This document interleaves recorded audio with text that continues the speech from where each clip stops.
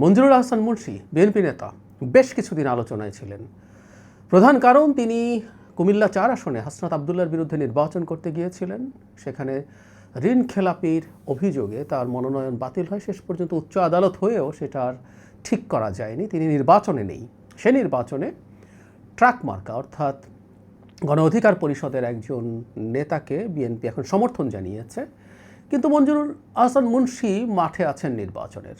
সেই মাঠে থাকাকালীন সময়ে একটা মন্তব্য করেছেন একটা উঠান বৈঠকে, খুবই আপত্তিকর, কোনো সন্দেহ নেই। তিনি বলেছেন বিএনপি যদি ক্ষমতায় থাকে তাহলে মানুষজন যদি অন্য কাউকে ভোট দেয় তাহলে তিনি কাউকে ছাড়বেন না, বাড়িঘর জ্বালিয়ে টালিয়ে দেওয়ার মতো মন্তব্য করেছেন। মারাত্মক হুমকি, প্রকাশ্য হুমকি, এগুলোকে রেটরিক হিসেবে দেখার কোনো কারণ নেই, উচিত না। এই বাংলাদেশ আমরা চাই না। ইভেন যারা মুন্সী যেভাবে ঋণ খেলাপির সংকটে নির্বাচনের প্রার্থিতা থেকে সরে যেতে হয়েছিল, এটাও তার একটা ইররেসপন্সিবিলিটি প্রমাণ করে। খুবই উচিত ছিল এই ব্যাপারগুলো তার সতর্ক হয়ে থাকা, এর পর্যায়ের একজন নির্বাহী কমিটির একজন সদস্য। যাই হোক, এটাকে ঘিরে একটা পরিস্থিতি তৈরির চেষ্টা ছিল জামায়াতের অ্যাক্টিভিস্টদের, সোশ্যাল মিডিয়াতে দেখা যাচ্ছিল। বিএনপি তাকে বহিষ্কার করেছেন প্রাথমিক সদস্য পদ সহ, মানে নির্বাহী কমিটি তো বটেই, প্রাথমিক সদস্য পদ সহ সব পদ থেকে। মানে এই বিএনপি এই বহিষ্কার দেখে আমার কাছে যেটা সবসময় মনে হয়েছে, এই বিএনপি আসা জায়গায়। ইনফ্যাক্ট এখন না, 5 আগস্ট পরবর্তী সময়ে বিএনপির নিচু স্তরের র্যাঙ্ক অ্যান্ড ফাইলদের মধ্যে এক ধরনের একটা অভিযোগ ছিল, তাদের অনেকেই নানান রকম অপরাধে জড়িয়েছে, চাঁদাবাজি, দখলবাজি। কিছু কিছু ক্ষেত্রে তারা তাদের নিজস্ব জিনিস পুনর্দখল করতে গেছেন যেগুলো আওয়ামী লীগ দখল করেছিল, কিন্তু এটা সত্য, এর বাইরেও অপরাধমূলক কর্মকাণ্ড ঘটেছে।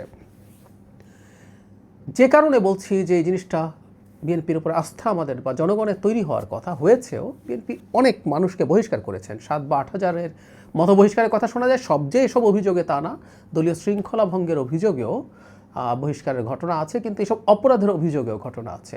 অনেকে বরং এমনও বলেন যে জনাব তারেক রহমান অনেক বেশি টাফ হয়ে গেছেন কিনা, কোথাও একটা নিউজ দেখে বহিষ্কার করে দিচ্ছেন নিজেদের কিছু তদন্ত না করে।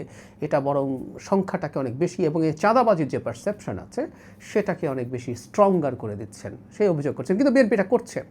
এটা করার মাধ্যমে আসলে বরং আমি একটা অর্জন আছে বলে মনে করি, যে বিএনপি এইসব ব্যাপারে খুবই ইনটলারেন্ট হবে।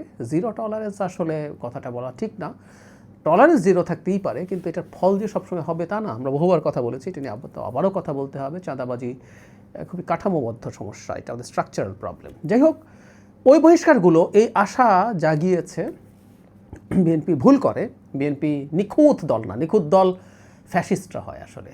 আওয়ামী লীগ একটা সময় পর্যন্ত ফ্যাসিস্ট ছিল, প্রায় বলি, এরপর মাফিয়া হয়েছে, সেও তখন নিখুঁত দল ছিল, এবং জামাতও টু সাম এক্সটেন্ট নিখুঁত দল। তাদেরও অপরাধের পরও খুব বেশি দলীয় ব্যবস্থা নিতে আমরা দেখি না।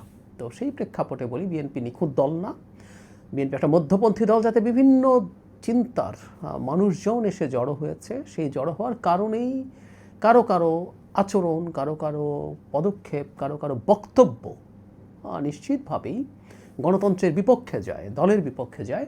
বিএনপি সেটা রেকগনাইজ করে এবং সেখানে ব্যবস্থা নেয়।